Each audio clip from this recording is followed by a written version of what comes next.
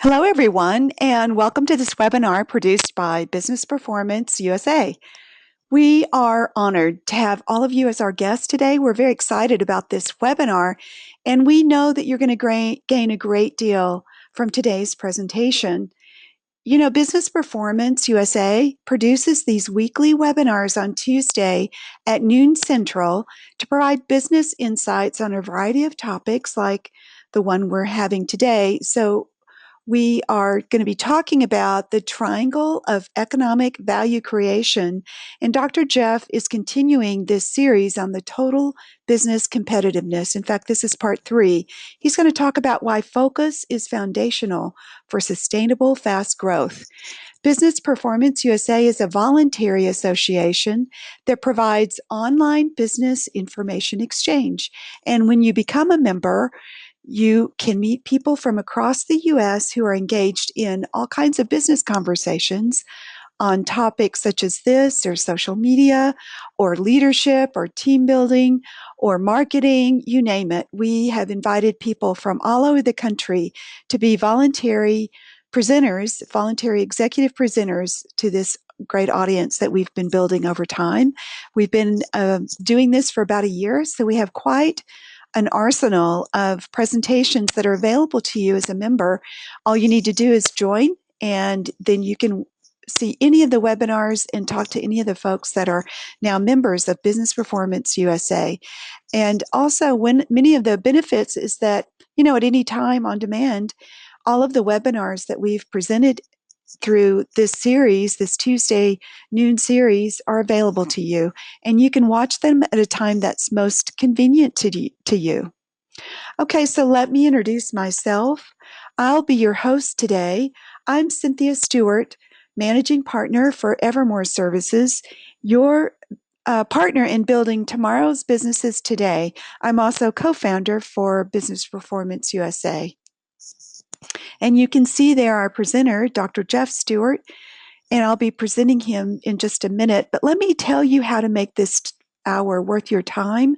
You should see on your your control, it's called the control panel for GoToWebinar. And if you're not seeing that, I know that some people say, well, I didn't see anything. I couldn't see how to ask a question. If you don't see a control panel open on your screen, look in your dock where you can look for that. It looks like a jack. It's a gold jack. It's the GoToWebinar logo. And just hit that and your control panel should come live. And there you can ask questions at any time during the presentation. I'll be monitoring those as Jeff presents today. And I will let him know what questions you have and we can get those answered. Okay, so for that, let me go ahead and introduce Dr. Stewart. Dr. Stewart is your executive presenter, as we've said, and his company is JASS, JASS LLC. He is an agent for Board of Trustees, Board of Directors, and C-suiters, or the CXO teams, and also he's first speaker for this group. He's been serving Fortune 10, 100, 1,000 firms for more than 30 years by focusing top leaders on the critical dimensions of core intellectual properties and on timing rapid market entries for their emerging businesses. His career to date, in terms of economic value creation, is well in the range of 14 figures. He serves as Chairman Emeritus for the National Advisory Council of the American Society for Competitiveness. For 50 years, Jeff has been serving as ordained elder, 30 plus years as elder at large for his faith communities, as well as him being a loyal Eagle of the Boy Scouts of America. Okay, so with that, what I'd like to do is go ahead and turn it over to Jeff. And Jeff, what I'm going to do is change presenters at this time.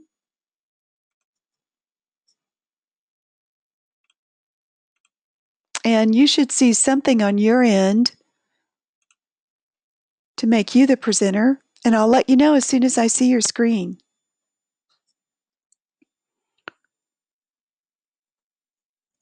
And Jeff, while Jeff is setting that up, oh, we see it now, Jeff. So do you want me to go full screen? Yes, please. And I'm going to go ahead and mute Jeff, and you can start, I guess, with slides 3, and we'll take it from there. Okay.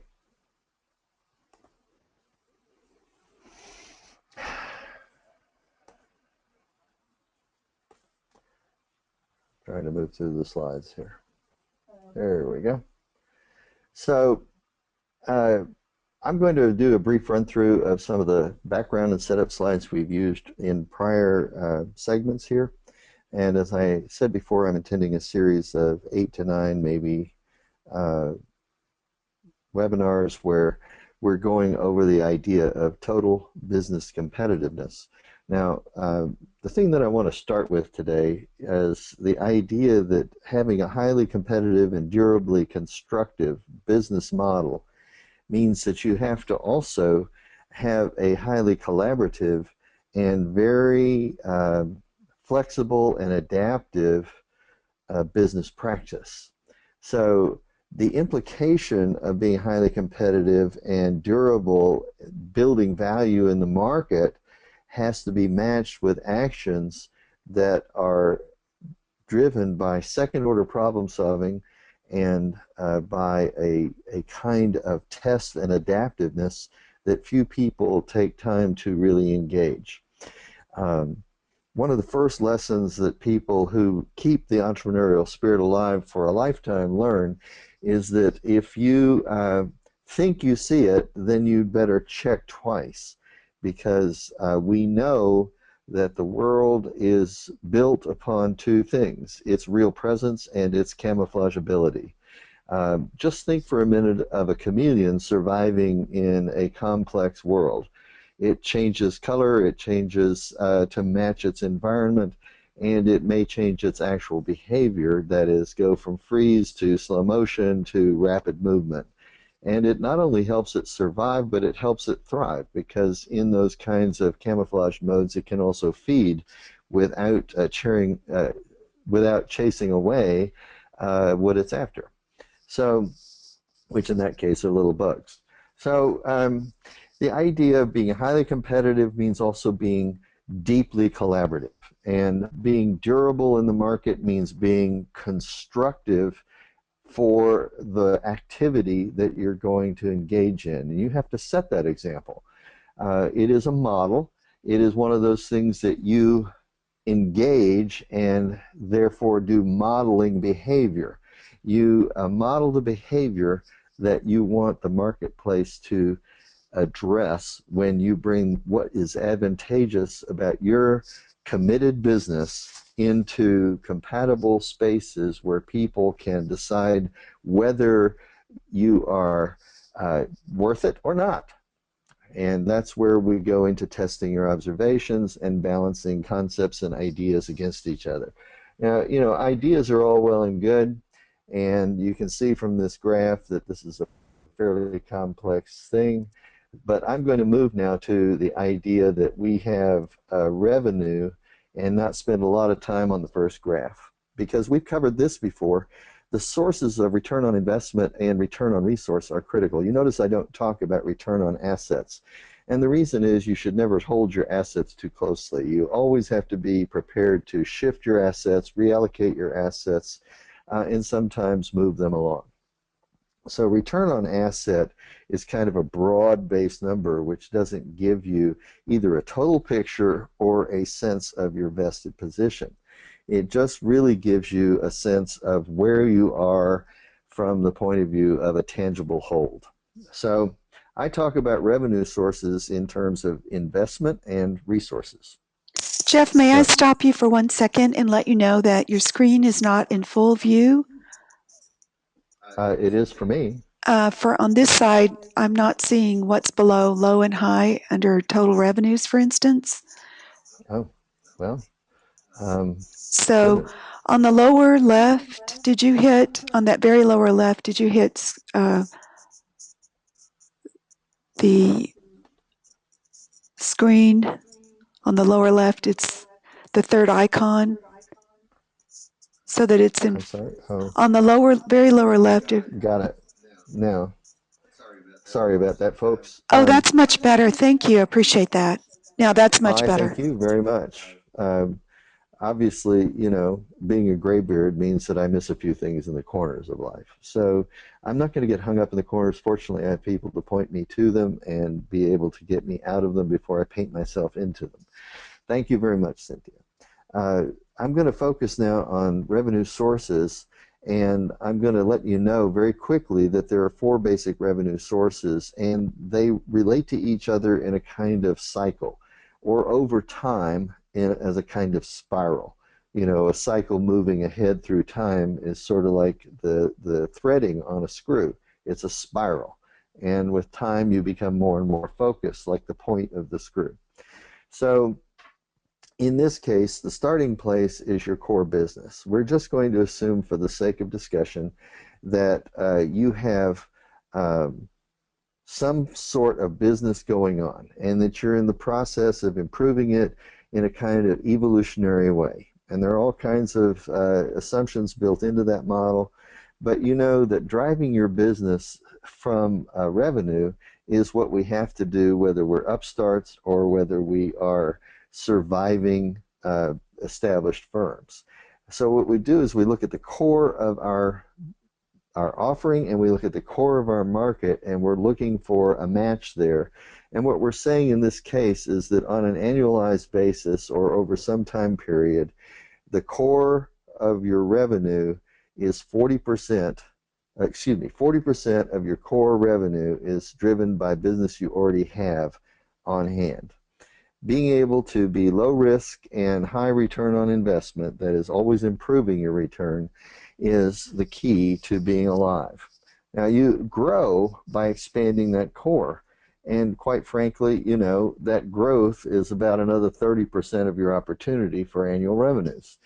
You grow your business through learning about your market, through learning from each other internally, and you focus on making breakthroughs in how you do your business, how your business process functions.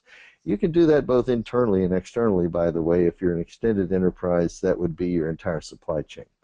So basically, it's still pretty low risk, and the return on investment can range from low to high, but aggregate with your core revenue stream, you are taking 70% of your annual opportunity right there. So it's important to understand that core and expanded core are the key to just being stable and relatively permanent in a market space and growing. We can address another time what the rates of growth will need to be, and so forth and so on. So what happens if you're there and you really want to see some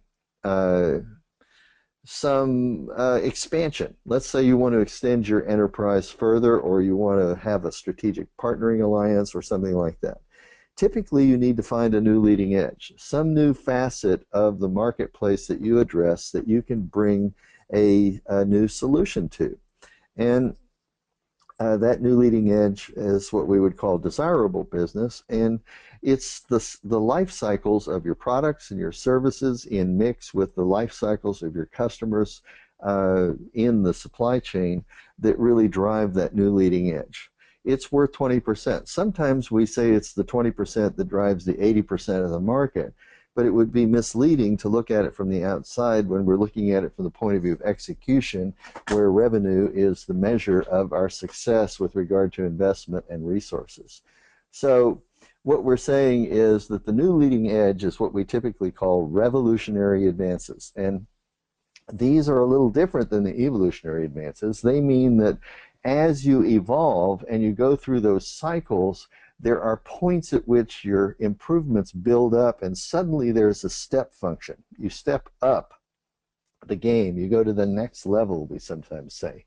And these life cycles then lead us to a place where we can afford to take higher risk, even if the return may be low, because we know that over time it will get to be higher and prepare us for what's next.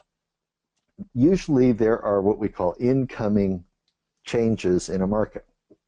You have competitors, you have nation states that establish regulations, you have local environments that establish competitive distractions, and so forth and so on. What you're looking for is opportunities to invent a new view in the face of large-scale change. So when there's an incoming big change, for example, the launch of what we call today the iPhone, you need to be prepared for that. You extend your enterprise business by basically loving the market more than anybody else. You deliver to people what they consider to be a beautiful difference, and that completely transforms the way people want to advance into their futures. And in doing that, you can pick up another 10% of the available revenues. Now, the important thing to bear in mind again is that financial feasibility is growing as you go through each one of these, so that not only is your growth opportunity going up toward 100%, but the market itself is becoming more valuable. So each one of these blocks sort of represents an entire move ahead. So let's say you were at $1 at Core 40, you were at $10 at Expanded Core, you were at $100 with a new leading edge, you'd be at $1,000 with an incoming big change were you ready. And being ready for the change means you have a chance to do it all over again, given the $1,000 to start with instead of the $1. That's a huge, huge advantage when you time the window of big change and your business preparation. So I'm going to move on from that and move to the next slide, because I've mentioned the idea of cycles of learning, and this is a complex graph, as simple as it may look, and I'd simply want to point out that there are two kinds of learning curves when you're dealing with things, and they can of course be inside and outside. I'm not talking about that right now. It's the fact that the learning curves can be unsustainable, and it wouldn't matter how much you had to spend, you're growing too fast.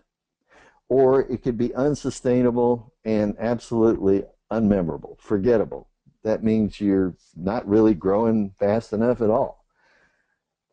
You see on this slide there are two red bars. And I'm saying that if your learning curve in the market is greater than 60%, your business will be unsustainable even if you have deep pockets.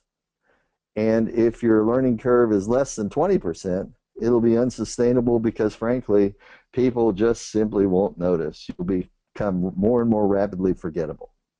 So the idea is to find your ideal range of competitiveness as you grow. You test, you scale, and you expand. And in doing that, we know, because the Boston Consulting Group, way back in late 50s, mid to late 50s, began to correlate performance indices with market share, that a 40% learning curve is what we consider highly competitive and durably constructive. Now, I will say that the learning curve as described by Boston Consulting Group then was all about learning and market research. It was not about learning and execution. What we've learned, what we have practiced since then, is the idea of controlling our execution to such a degree that we create a draw in the market. We call that pull as opposed to push. So as we get deeper into this, please realize that it was a fortuitous discovery on the part of Boston Consulting Group way back in the 50s, and today we take it quite intentionally, and that's what we mean by adaptive and by design. We want to go after it because we have a plan. So I'm just going to move on now and let you understand that the range of competitiveness is rooted in our collaborative effort in every phase of business growth. So you may remember in the original graphic that I threw up, there were these tiny little balls down there in the lower right-hand corner, and I wanted them in the lower right-hand corner because they sort of echoed the lower right-hand corner of the core of our business in the other graph that I showed you. You'll also notice that there are three names associated with those little balls, and the top one in gold is the make market loop, and its main function is change leadership. The blue one is called the design development loop, and its main function is change execution. And then finally the red ball is the discovery and innovation loop, and its role is change management. You know, it's very important for people to understand that these are pretty much fixed associations with functions, and it's been true as far as we know for maybe 400 years, since the very beginnings of capitalism as we trace it in the history of Western economics. So we may use different terms today, but the fact is these are basically substantive formed cycles within business at large. And the functional dimensions are key. They all relate to change, because the more efficient we are in the market and the more effective our products become for our acquirers of them, the more we establish leadership, the more we have to focus on execution, and the more we have to manage the actual process of taking improvements into the market. So let's move on then. I know you see the green trefoil in the middle. For now, just realize that it points to the base of an impending triangle between the make, market, design, development, and discovery innovation loops of business. In every case, the green represents the area in which we can establish points of excellence. So today we're going to look at those loops, the points of excellence, and we're going to look at them from the point of view of heading outward, from the inside out. I'm not going to look at the downward facing view right now, because I'm just going to assume that coming from the outside in, we know that we'd better be in control of anything we let in the front door, or the risk to our business is going to be so high that we're going to regret it. So let's go back to no regrets, and let's look at going to market, innovation, and invention. Let me first of all, we all know what go-to-market means. Basically, we have an intent to develop products and relationships that we put into the marketplace with some finished form and promise, and that's go-to-market. From the point of view of innovation, what we don't often pay attention to is that we're trying to discover where we need to go and what we need to replace in that market. It may be ignorance replaced with knowledge. It may be old telephones with new telephones. It may be old chips with new chips, like in some of the new computer systems, and so forth and so on. Innovation comes along because we're making things better, but it is not the thing that is better in itself. It is something that we're putting into the market that's new, that improves our opportunity to go to market and continue to go to market successfully. So given those 2 points of view, what we really want to look at is the base of that kind of activity, in this case the base of the triangle. Now it's depicted here as an equilateral triangle, simply to make clear that theoretically, from the point of view of a story that we're telling the world and keeping simple, all things are equal. Getting to the marketplace, improving the experience in the marketplace, and inventing what it takes to get there are all about the same. However, when we do real business, we know that customers invade the space, or we invade their space, or we get together and fail to invade, and what we do is we begin to trade, and as we educate each other and trade, we begin to actually develop economic value. So from that point of view, going to market and innovation are based on a thing called invention. That is to say, pulling in a spirit of enterprise and discovering, on the one hand, what we can do to make it better, and on the other hand, pulling our intention into a developmental process. So with that said, fairly simply, we're going to look now at this triangle.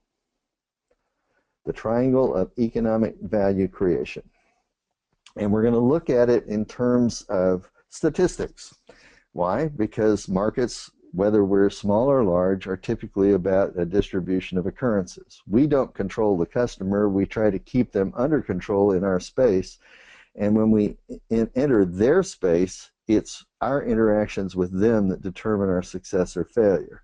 So we can focus on our execution, and we can focus on qualifying customers that fit what we can do, and in that sense create a space that is called a marketplace, and we have a distribution of occurrences which basically follows the logic of large numbers, or at least the logic of intermediate values, and both can be depicted using normal bell curves. So in this case, I'm showing you how you create focus.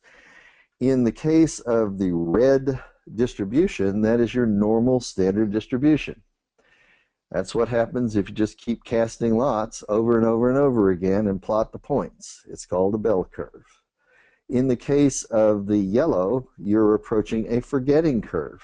And in the case of the blue, you're actually approaching unsustainability from the point of view of your deep pockets. You may not, even if you have unlimited funds, be able to continue that way because nobody can keep up with it, including yourselves after a while. So now I will say that if you were actually at that point in this depiction, that blue curve would look almost like a needle. It wouldn't look quite this pretty. So the blue curve here really represents a sort of an ideally focused and competitive model. So what's the green curve that sort of hangs off to the inner side of this distribution? It is what's called a bimodal aspect of distribution. It is what happens when we do well, but we lose track of our market. So we slip on our earnings, and we forget what we're doing despite the fact that we're doing well, doing what we're doing inside. Well, how would we know if we were doing well and remembering to keep track of the marketplace? Well, we'd be doing great inside, and we'd know our customers well, and that green curve would move to the other side of the plot.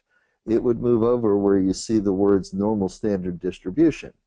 And that green curve over there would be something we call a Hawthorne effect. It goes by lots of different names in different fields of study, but in common terms, it's what's called the bell cow effect. When you get the bell ringing out front and everybody begins to line up and follow the new form of behavior, then you Hawthorne to the right and you begin to show rapid growth. So creating focus is fundamental to all aspects of business whenever we deal with a full panoply of occurrences. Okay, I'm going to move to the next slide now before I get carried away talking statistics and structures. Excuse me, what happened there? Okay. Go to the one on the left. No, not that one. Go to... There we go. Oh, I must have had too many fingers down there.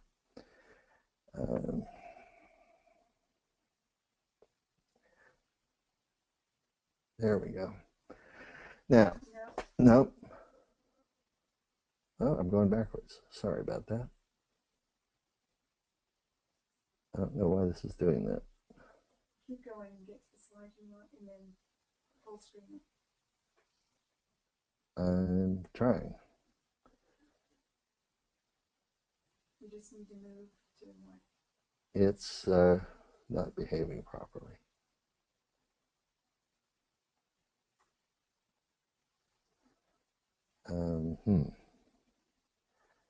Dear me.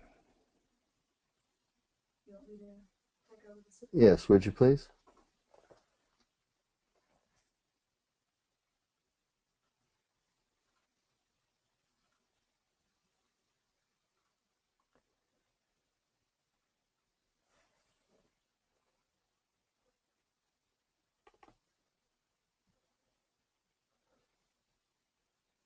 Have you got it? Okay, let's move to the slide after the one I was using, please. That's it? No, it's not. I'm looking at the cover slide.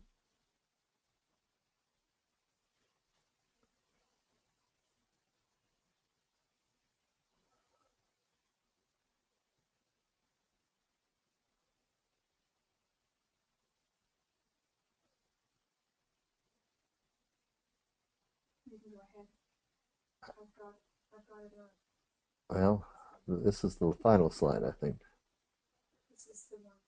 I've got 11 up in front of me. I need 10.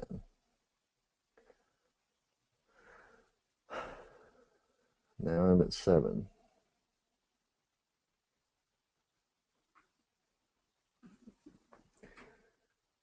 I'm not sure what's going on.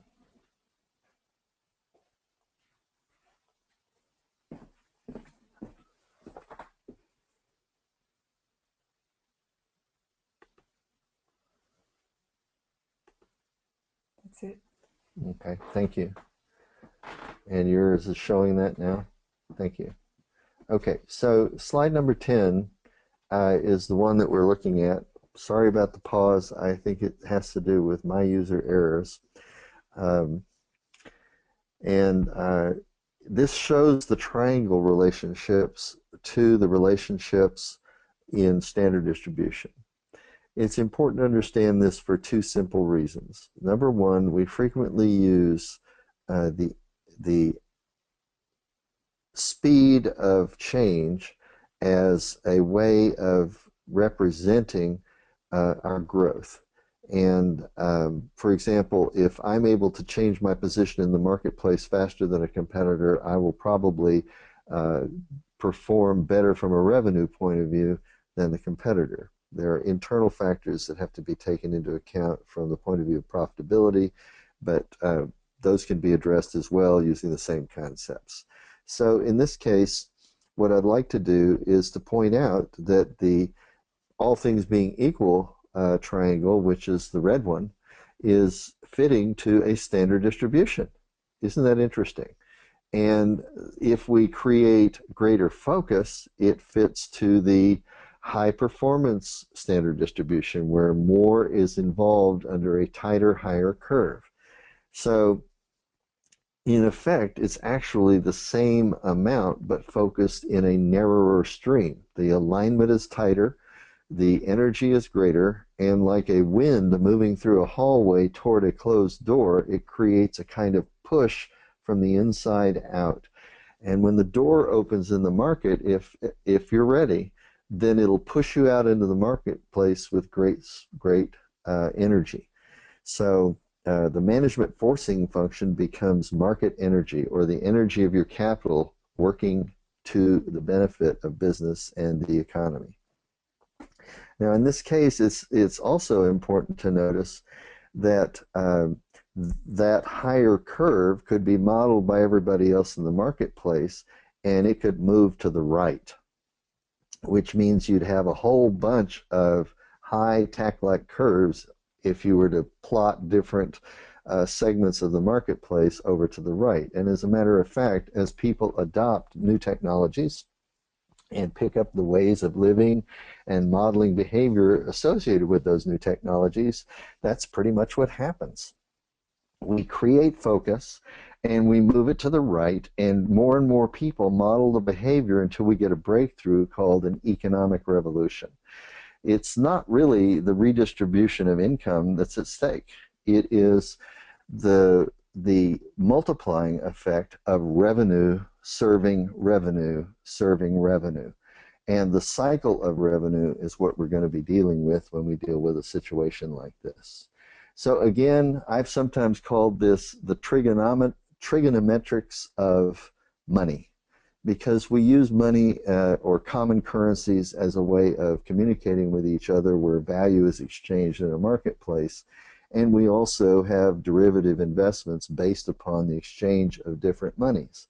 So from the point of view of money markets, this works actually pretty well. And from the point of view of durable goods, it works pretty well. How does it work for services? Well, have you ever experienced a pure service? Or has a service not been related to something relatively painful? So for example, if I don't look as good when I look in the mirror as I'd like to look, you could say that it's a relatively painful view. I know when I get up in the morning and look at my gray beard, that's sort of the way I feel. I certainly don't look as well as I did when I was 20 years old or 25. So another way it could be painful is let's say I am in an unhealthy condition, and what I need to do is to alleviate that pain. But I need to alleviate it not just by putting something in the pathway between feeling it and not, and creating an unfeeling state or a box state where the pain is controlled. I need to feel it by getting better, by improving the quality of my life and taking that under charge so that it's less stressful on everybody in that marketplace. That would be a high focus on health as opposed to just health care or medicine. Now, medical people have always had that goal, and sometimes we forget that in our organizational structures. And I'll simply say this: were we to focus more on the doctor's role in the patient relationship and carry that forward, we would have lots of those tall blue triangles off there on the right, and we'd have a perkin happy culture. So can we kind of move to the next slide, Cynthia?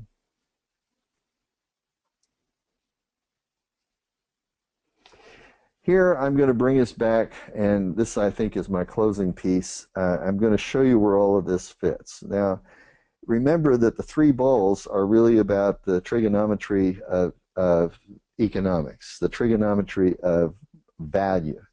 And the upside down green balls are really about how we lead from the doing inside our business into those two angles or two lines called innovation and go to market. Notice that the upward branching parts of the trefoil would be reaching into those lines of activity.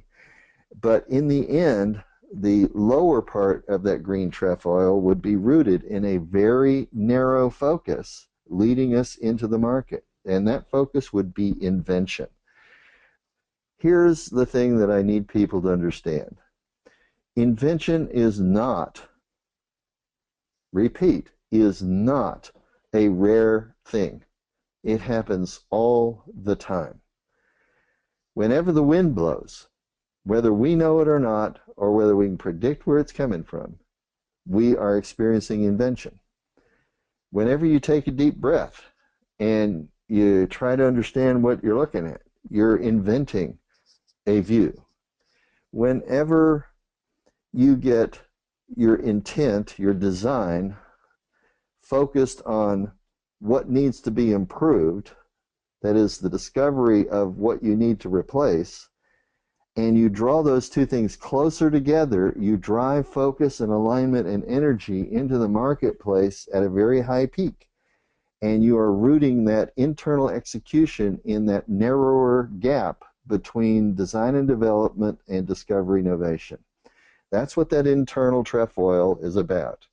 In a way, it represents an inverted triangle, and yes, for those of you who are applied mathematicians, we can apply the trigonometries of these triangles, especially in dynamic calculations of throughput and pass-through, and also economic speed with regard to the relatively still young global markets. We can do all of that.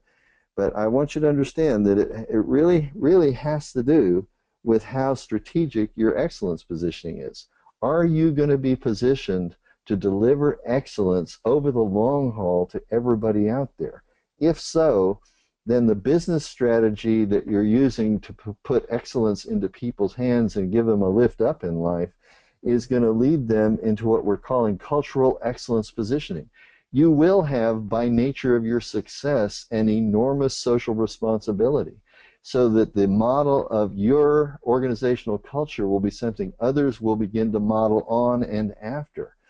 That will allow total business excellence to be something that people can enjoy. They can excel together, being busy on the whole, and the enterprise that we call a free market, freedom, the enterprise that we call being able to work and to collaborate with others, the enterprise that we call global, is one that we can all live with and accept.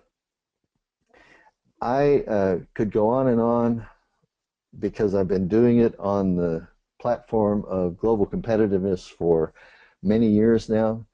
But that's not my point today. My point is to simply remind you that inside change leadership, change execution, and change management are these dynamics that we can model and that we can practice, and we can make an enormous difference for the good when we pay attention to each other and bring our learning and our life cycles and our loving of a more beautiful, improved world out front instead of keeping it under wraps. Thank you.